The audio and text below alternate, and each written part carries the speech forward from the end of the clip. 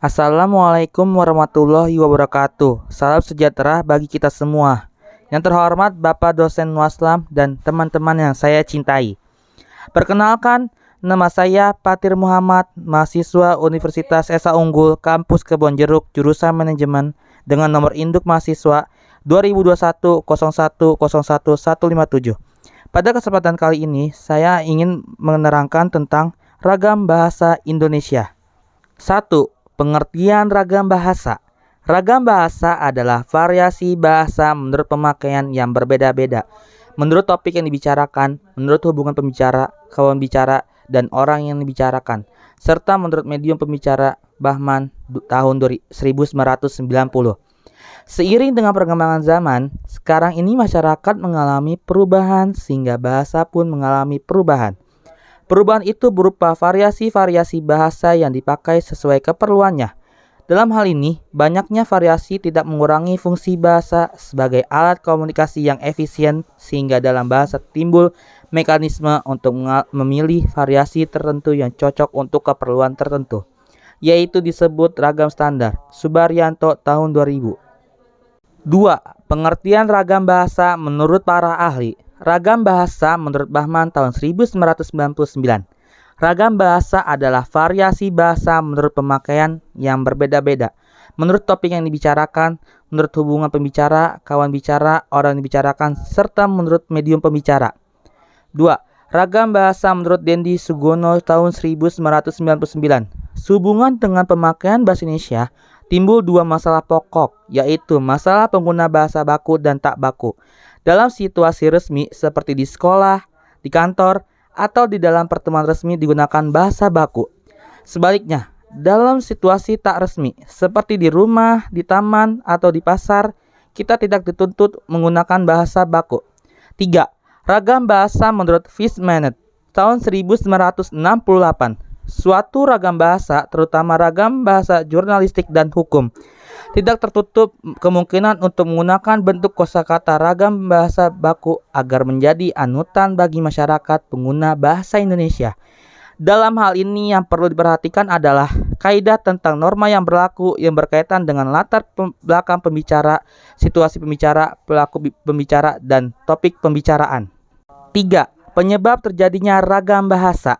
Ada beberapa faktor sebagai penyebab timbulnya ragam bahasa yang ada di Indonesia, yakni seperti di bawah ini. 1. Faktor budaya. Setiap daerah mempunyai perbedaan kultur atau daerah hidup yang berbeda, seperti di wilayah Jawa dan Papua, serta beberapa wilayah Indonesia lainnya.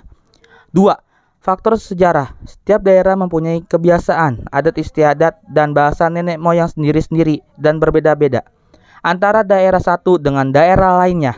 3. Faktor perbedaan demografi. Setiap daerah memiliki dataran yang berbeda, seperti wilayah di daerah pantai, pegunungan yang biasanya cenderung menggunakan bahasa yang singkat, jelas, dan dengan intonasi volume suara yang besar dan tinggi. Beberapa dengan daerah pemukiman padat penduduk yang menggunakan bahasa lisan yang panjang lebar disebabkan lokasinya yang saling berdekatan dengan intonasi volume suara yang kecil. 4. Jenis-jenis ragam bahasa. Ragam bahasa dilihat dari cara penuturan. Berdasarkan cara pandang penutur, ragam bahasa dibagi menjadi 4, yaitu sebagai berikut. 1. Ragam dialek. Ragam dialek atau daerah adalah variasi bahasa yang dikelompok bangsawan di tempat tertentu menurut Krida Laksana 1993. Dalam istilah lama disebut dengan logat. Logat yang paling menonjol yang mudah diamati ialah lafal menurut Sugono 1999. 2. Ragam terpelajar. Tingkat pendidikan penutur bahasa Indonesia juga mewarnai penggunaan bahasa Indonesia. Bahasa Indonesia yang digunakan oleh kelompok penutur berpendidikan tampak jelas perbedaannya dengan yang digunakan oleh kelompok penutur yang tidak berpendidikan, terutama dalam pelafalan kata yang berasal dari halieusa asing. 3. Ragam resmi. Ragam resmi adalah bahasa yang digunakan dalam situasi resmi, seperti pertemuan-pertemuan, peraturan-peraturan, dan perundang-undangan. 4. Ragam tidak resmi. Ragam tidak resmi adalah ragam bahasa yang digunakan dalam situasi tidak resmi, seperti dalam pergaulan atau percakapan pribadi. B. Ragam bahasa dilihat dari cara berkomunikasi. Ragam bahasa dilihat dari cara berkomunikasi, yaitu seperti di bawah ini. 1. Ragam lisan. Ragam bahasa lisan adalah suatu ragam bahasa yang dihasilkan oleh alat ucap atau organ of speech. Dalam ragam bahasa lisan ini, kita harus memperhatikan beberapa hal seperti tata bahasa, kosakata, dan lafal dalam pengucapannya. C. Ragam bahasa dilihat dari topik pembicaraan. 1. Ragam sosial. Ragam sosial yaitu ragam bahasa yang sebagian norma dan kaidahnya didasarkan atas kesepakatan bersama dalam lingkungan sosial yang lebih kecil dalam masyarakat. 2. Ragam fungsional. Ragam fungsional atau profesional adalah ragam bahasa yang dikaitkan dengan profesi, lembaga, lingkungan kerja, atau kegiatan tertentu lainnya. 3. Ragam jurnalistik. Bahasa jurnalistik adalah ragam bahasa yang dipergunakan oleh dunia persurat kabaran atau dunia pers sama dengan media massa cetak. Dalam perkembangan lebih lanjut, bahasa jurnalistik adalah bahasa yang dipergunakan oleh seluruh media massa. 4. Ragam sastra.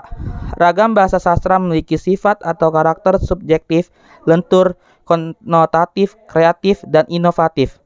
Bahasa sastra ialah bahasa yang dipakai untuk menyampaikan emosi atau perasaan dan pikiran, fantasi dan lukisan angan-angan, penghayatan lahir dan batin, peristiwa dan hayalan dengan bentuk istimewa. 5. Simpulan dan saran. A. Simpulan. Ragam bahasa adalah variasi bahasa menurut pemakaian yang berbeda-beda menurut yang dibicarakan, menurut hubungan pembicara, kawan bicara, orang dibicarakan, serta menurut medium pembicara.